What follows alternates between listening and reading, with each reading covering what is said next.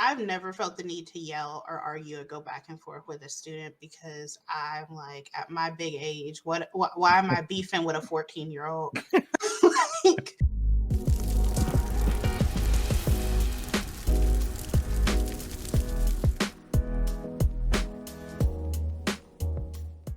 Goalie gummies are all gluten-free, vegan, non-GMO, unfiltered, and of course, gelatin-free.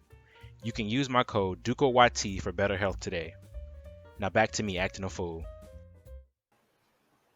Tia, hey, what episode is this? I think this is episode 4. I think it's episode 4. All right. We're gonna kind of do this differently today. There's not. Do you hear that? yes. I don't know why I came up with say. He wanted his 5 minutes. I guess so. He was not doing that before, but anyway, we're not gonna game this time. I want to just focus on the commentary and I guess you focus on you. Yeah. Because we talked a little bit about you being a teacher and Yes. the hardships and struggles of that. So I thought it would be great for us to do this. Yeah. So episode 4, I titled it Teacher Pissation because I want to hear like the real. Yes, I want to hear all of that. I don't know what you want to say, what you don't want to say. So you just let me know what you don't want to put out there. But I want to know the truth. Introduce yourself. Let us know, what I'm about you. Yeah. So my name is Tia. I teach 9th grade world history right now. And I'm finishing up my master's this semester in education. Or the art of teaching. The art of teaching. The art of teaching. Mm-hmm. We love that. I wanted to start with a video and get your opinion on it. I came across it like 3 days ago. Does it involve throwing chairs? Yes. Have you seen it? I think I've seen a snippet on TikTok. Oh my God. Okay, here it is. So you've seen it, but I'm gonna play it. I just nigga throwing chairs. What the hell?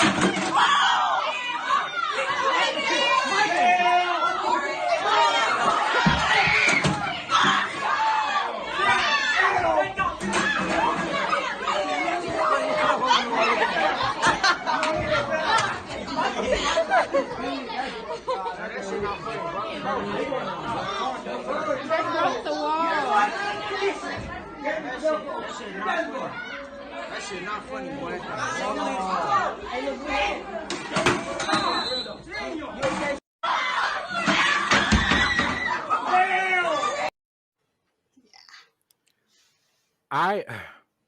So what are your thoughts?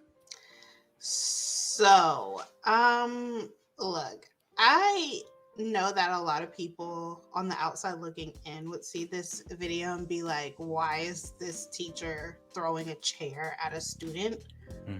But you have to remember that like teachers, faculty are people. And from my background knowledge, I think this was a substitute. And the kid he threw the chair at wasn't even supposed to be in the class. He just like came in there to cause trouble, from what I heard. So I think with that background knowledge, I mean, you can see that clearly he was not the aggressor because he had a cut on his head. Right. Like, and he was bleeding. That's insane. But it's sad because it's not shocking. You know? Right. I wanted to fight. Like, I couldn't imagine having a child throw a chair at you and it's like you're bleeding. You're bleeding a lot. No, that should be jail instantly. It should assault. Be. Yeah. Okay. No. So that can basically start our questions. I want everyone to look at that video and judge your responses based on that video. So First, I want to ask, do you have a joy in teaching? Like, do you enjoy it? So there is a definite like joy when you can see like an aha moment happening with the kids, and they're like, oh, I get it, or they understand, or I mean, if I can even get them to be interested somewhat in what I'm saying, that's a happy moment for me. Okay. That's like the usual joy. Or some of the kids, like when I was actually student teaching, they'd be like, you're doing a great job. That felt nice. But there is a lot of the recognition from the kids, like the confirmation that you're doing a good job or that they're interested. But along with that, it's a lot of I don't want to say like stress, but it's so much stress. I can only imagine, especially with like that video. Yeah. Basically getting jumped, I guess, by a student. Yeah, it's I mean, and you see it all the time, like teachers getting in trouble, getting suspended for like cussing a student out, or like a lot of times you'll see like the aftermath of people being pushed to the point of they just can't take it. Right. And with me, I've never felt the need to yell or argue or go back and forth with a student, because I'm like, at my big age, why am I beefing with a 14-year-old? Like, I'm not gonna beef. Like if you don't do what you need to do, you could just get written up and we could chill. You know what I mean? Put that zero in it and move on. Put the zero in it and move on. I'm not gonna beg and plead and argue and fight. Like, I'm grown.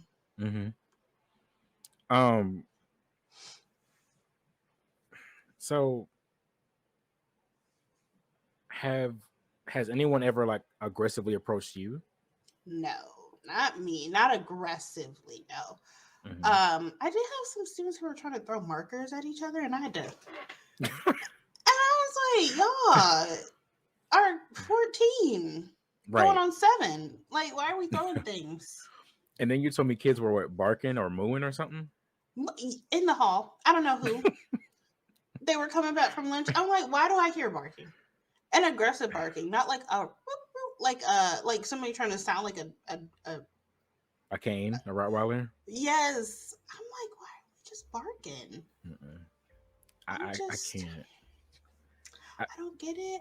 I try to chalk it up to like, okay, they spent like a year and a half in isolation because of the pandemic, so maybe they're readjusting. But at this point, it's been like they've had a whole semester, and I guess you can't expect that change to come quickly.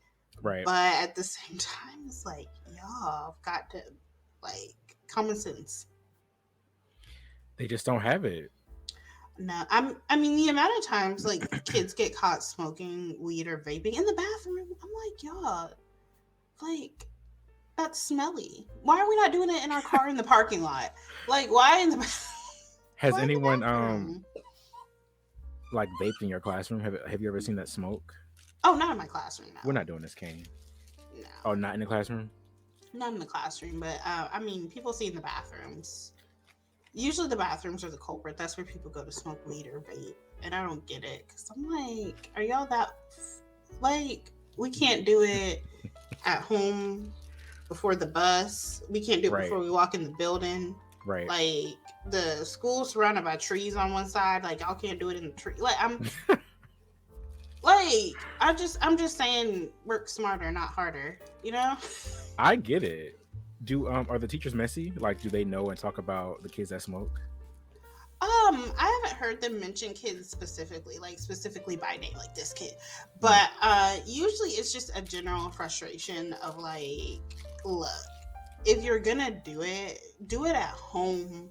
Do it before you get to school property, and do it after you leave. Like, why would you risk expulsion over some weed? Over some weed, right?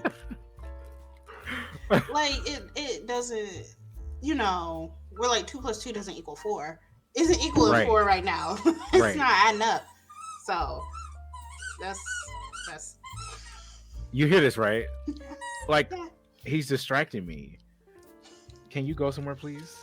Aw. He's never done this before. But anyway, so how do you feel about teacher salary? Do you think it's fair starting out? No, here's the thing. I've talked to other teachers who have been teaching for multiple years, and they were Mhm. like, they have to pick up every club in the book because you get paid more for doing different clubs and after school things Mhm. because they need that income or they need to get a second job. A And second I'm job. sorry, but nobody with a master's degree should have to work a second job. No. Do all the teachers have master's degrees?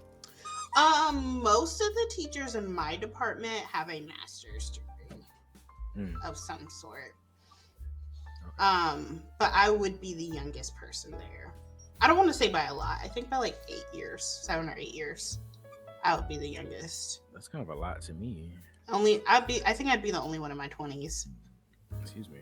Did you hear that? A little bit. Oh my But yeah. god. That just came out. But yeah, having a master's degree, having to work or potentially work 2 jobs is ridiculous. It's crazy.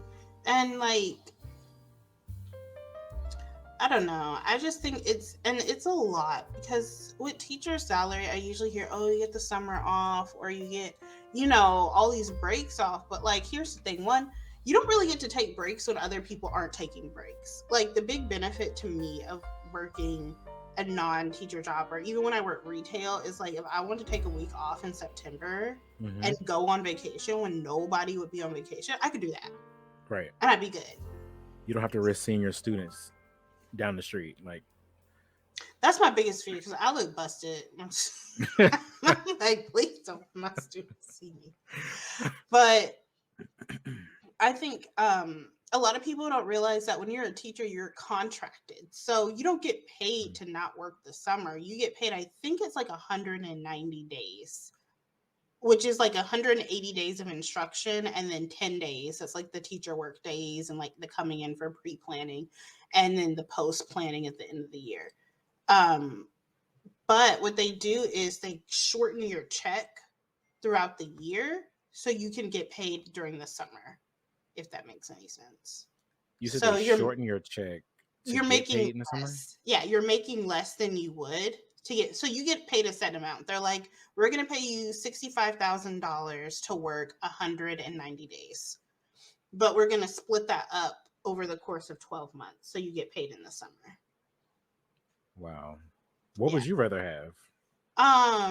More pay or pay in the summer? I think I'd rather honestly get paid in the summer. Yeah, because I couldn't imagine not getting paid for 2 months. And it's a lot to like try to pick up a job just for 2 months, just to Right. work, to make ends meet and then go back. Mhm. And then sub pay, which is what I make, you get paid a month late. So like the days I worked, I think February 15th through the 28th, I don't see until the 31st of March. So I have not gotten paid for any of the days I have worked yet. I don't get that. Like, what happens if you're like out on your own, gotta pay bills, and you don't get paid until a month later? Yeah, I think it's just tough. I think you gotta work because I'm working technically 2 jobs right now because I work from home. But I'm not the only person that does that. I'm not the only person that does that or the only teacher that has a side hustle because sometimes it's just necessary. And it's stressful. Like the first year teaching, there's a reason why a lot of first year teachers leave because you have to create content and that takes forever. Like hours. Easily. How many first year teachers would you say leave? I think it's like 40% Oh my gosh. of first year teachers leave. So help me. Okay, so how much schooling do you have to do just to be like a basic teacher? So there are people in my degree program who have their bachelor's, right? A lot of them are early childhood education, which is not what I want to do because early childhood education is elementary school, and then you pick another subject to do middle school. I specifically went at high school. And depending on your state, some states you pretty much need a master's degree to teach.